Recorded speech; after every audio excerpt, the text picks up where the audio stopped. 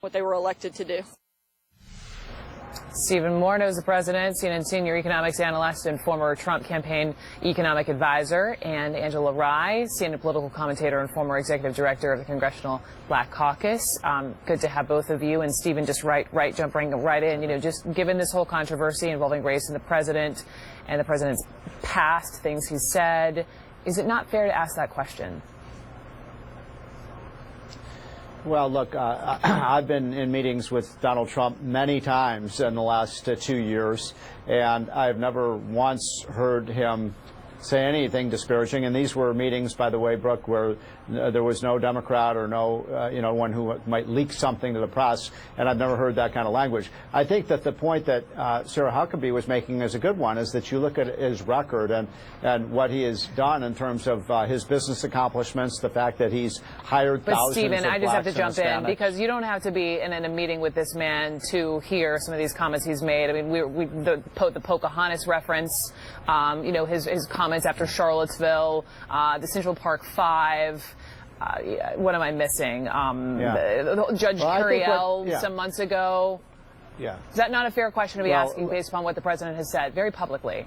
Brooke, I think what you're missing, and I think a lot of your colleagues at CNN are missing, is the fact that you have to look at this guy's record when it comes to civil rights, not necessarily what he says or what he allegedly said. And when you look at this man's record in the White House, it's been astounding. I mean, in terms of black economic progress, with the increase in jobs, the lowest unemployment rate in 30 years, the increase in incomes and so on. I mean, that's all a very positive thing. And Brooke, if this man is a racist, why is it that his approval rating among blacks has increased while he's been president? It's because of his record, not what he says. Stephen, I have approval ratings. Our latest CNN poll, this is from December, showing approval of Trump among black Americans at 3%. Well, you're looking at a 3%. different poll than I am, because the latest polls have Trump's approval rating with black males at about 25, 26%, which is a substantial improvement over what it was on Election Day. And even among black females, which is his toughest demographic, his approval rating has gone up. So his approval rating with blacks has not gone down, it's gone up. Okay. Angela, thoughts? Yeah, I have several. I'm so glad that Stephen wants to talk about Donald Trump's record. So let's talk about how he said that he preferred a man with yarmulke to count his money over a man who's black, because that they're lazy. He has a lazy gene. Let's talk about Donald Trump's record, where he accused the Central Park Five, as Brooke just brought up, of raping a woman, that it had been disproven, and he took out not one, not two, but 3 full-page ads calling for the death penalty of 5 young black and brown boys. Let's talk about Donald Trump's record, where he has historically used not only racist language, but he has also done very bigoted things. It didn't take the presidency for us to see that Donald Trump is a racist. We know that Donald Trump's daddy was a racist. We know that he was at a KKK rally, according to the press.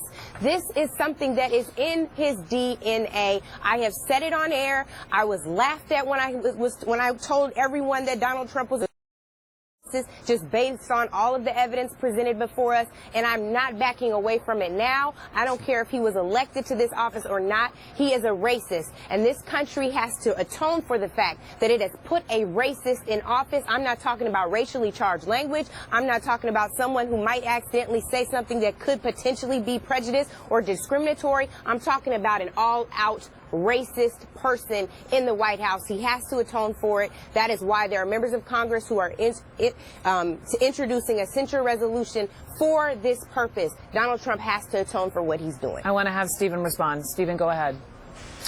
Look, I think there are times when Donald Trump uses language that I strongly disapprove of, Brooke, and on that I agree. But my point is, you look at this man's record and what he has done for black Americans. I've always believed that the civil rights issues... What? Pardon me?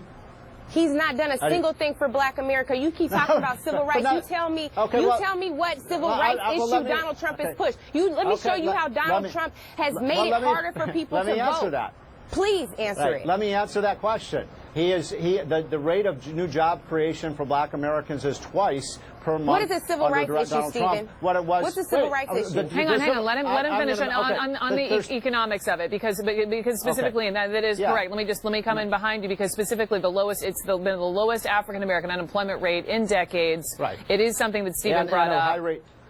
Right. But there's 2 points here, Brooke. Number one is economic opportunity, I think, is one of the most important civil rights issues for blacks. And the second is a first-rate education. And Donald Trump wants to give millions of black and Hispanic Americans who are stuck in really terrible schools a scholarship program where they can go to good schools. And that is one of the best things you could do to provide black children with an opportunity to succeed in life. And there are two things that I think are important. I hear you, but here's the difference between a civil rights accomplishment and a desire, right? I can absolutely agree with you that school conditions for black and brown kids all over this country is not where they should be. But, but Stephen, Donald Trump's desire to improve said conditions is not, in fact, an accomplishment. If you want to talk about Donald Trump's civil rights record, let's talk about how he talked about HBCUs are unconstitutional. If you want to talk about Donald Trump's record on civil rights, let's talk about how he's made it harder to vote, and he's called for voter ID and voter suppression measures on Twitter. This is someone who is not standing up for voting rights, for civil rights, to make things fair and with parity in this country. You want to talk about civil rights? Let's talk about what he tried to do with transgendered military folks. This is not someone who's a champion of civil rights. This is the day after Dr. King's Day, and I'm definitely not going to start lying on Donald Trump's behalf today because it makes him feel better. He's still a racist today. Well, look, Stephen? I mean, I talk to so many black Americans myself, and they say what they like about Donald Trump, those who approve of his policies, because they think that he is going to make America great again, that he will provide job opportunities and higher wages. I talk to people all the time. When I'm on the street, I talk to people. And when I'm on the job, I talk to people. And you know, when I talk to African Americans and also talk to Hispanics, a lot of times they don't like his language, but they sure like what he's doing for the economy. And that's the reason I'll bet you that when he runs for re-election, he gets a higher rate of the black and Hispanic vote than he did in 2016, because he'll be running on his record, which has been very strong. Okay, I'm going to take you up on that bet, because here's the thing. The only thing that I hear black and brown folks and women talking about, and Native American folks, is one word, and that's impeach. I hope he doesn't make it to 2020. Impeach. Okay. Maybe he gets reelected, according to Stephen, and maybe not so much, according to Angela. We're going to leave it. I appreciate the